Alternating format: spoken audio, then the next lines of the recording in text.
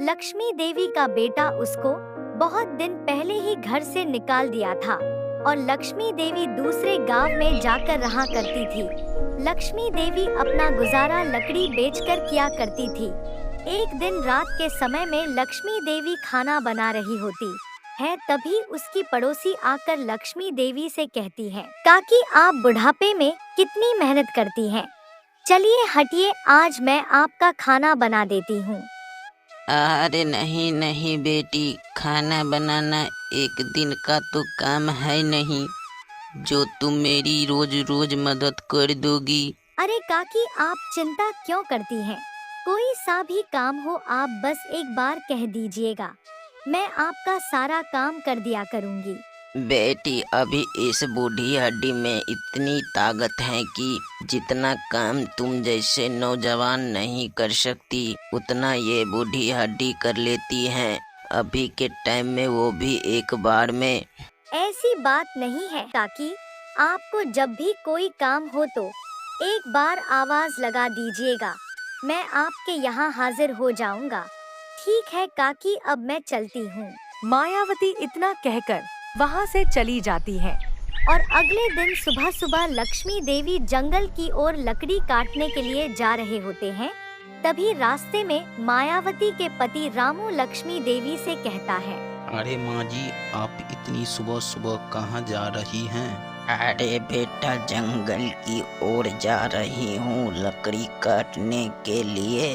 लकड़ी काटने? हाँ बेटा, लकड़ी काटने।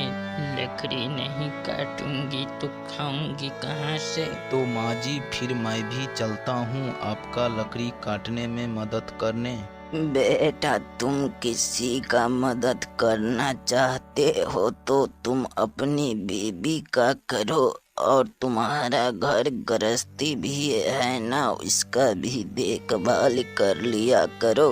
लक्ष्मी देवी का इतना बात सुनने के बाद रामू मुंह फुला के अपने घर जाकर मायावती से कहती है, बुढ़िया को चाहे कितनी भी बेवकूफ बनाने की कोशिश करता हूँ लेकिन बुढ़िया बेवकूफ बनता ही नहीं। ठीक कहे जी, उसे दिन रात में मैं भी बुढ़िया को लाख कोशिश की बेवकूफ बनाने की, लेकिन बुढ़िया इतनी चालाक है कि बेवकूफ बनता ही नहीं। चालाक हो या बेकार हो, उसकी सारा संपत्ति तो हड़प के ही रहूंगा मैं। रामू और मायावती लक्ष्मी देवी का संपत्ति हड़पने की प्लान बना रही होती हैं, और उधर लक्ष्मी देवी जंगल से लकड़ी लेकर अपने घर आ रही होती है।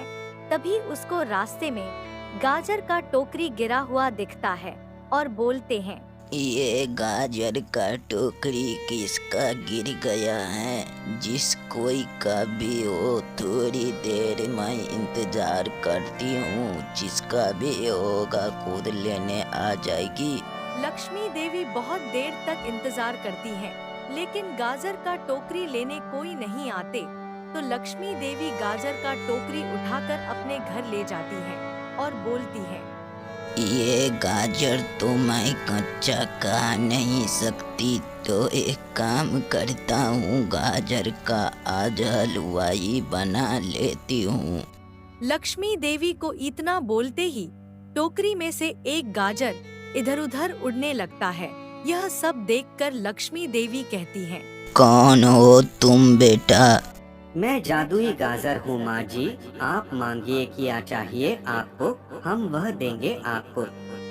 बेटा मेरे पास तो सब कुछ है ही, मुझे कुछ नहीं चाहिए। नहीं माँ जी, हमको पता है आप अभी अभी लकड़ी काट कर आई हैं, तो आपको भूख लगे होंगे।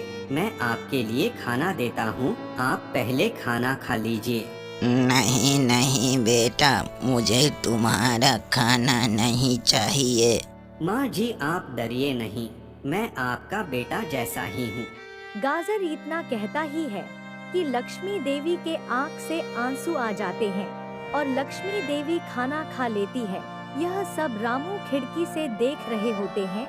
फिर अगले दिन लक्ष्मी देवी केला से कहती है, बेटा गाजर, मैं लकड़ी लाने जंगल जा रही हूँ। तुम घर पर ही रहना, मैं जल्दी आ जाऊंगी।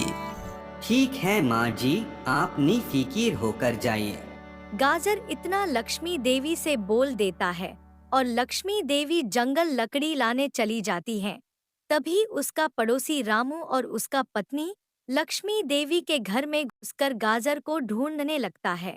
गाजर, ओ गाजर, तुम मेरे पास आ जाओ। तुमको ये फकीर बुढ़िया कुछ नहीं देने वाली। मैं तुमको जो चाहिए वो दूंगा। जल्दी निकलो बाहर। हाँ गाजर, बाहर निकलो। कहाँ छुप के बैठे हो, जल्दी बाहर निकलो। अरे बेईमान लोग, तुम दोनों इधर उधर क्या ढूंढ रहे हो? मैं यहाँ हूँ तुम्हारे सामने। आखिर में तुम मिल ही गए। मैं तुमको आज पकड़ के अपना गुलाम बनाऊंगा। फिर मैं पूरे गांव में राज करूंगा, राज। हा हा हा। अरे मूर्ख बालक, तू क्या मुझे गुलामी रखेगा? मैं तुझे अपना जूता का कचरा भी रखना पसंद नहीं करूंगा। मैं तुम दोनों को शराफ देता हूँ कि अभी और इसी वक्त तुम दोनों भिखारी हो जाओ। गाजर को इतना कहते ही रामू और उसकी पत्नी दोनों भिखारी हो जाते हैं और इन दोनों का घर भी गायब हो जाते हैं। और लक्ष्मी यह सब देख रही होती है और बोलती है, जैसी करनी वैसी भरनी। अरे मेरा अपना औलाद ही अपना नहीं हुआ तो तुम कैसे हो सकते थे? इसलिए लोग कहते हैं बुरा नतीजा का बुरा हाल। अरे माँ जी, हम दोनों से बहुत बड़ी गलती हो गए। हम दोनों को माफ़ कर दीजिए। आगे से ऐसी गलती नहीं होगा।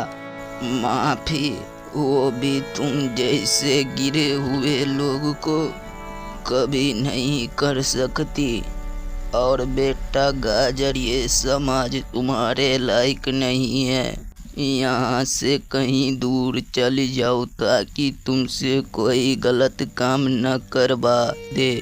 जी माँ जी, मैं जाता हूँ, लेकिन मैं आपको कुछ देकर जाना चाहता हूँ।